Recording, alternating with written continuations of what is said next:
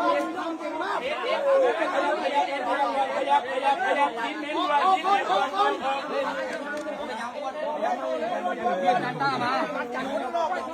อามาหมดเลย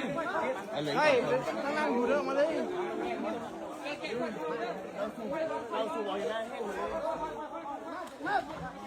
เฮ้ยอ้วนเฮ้ย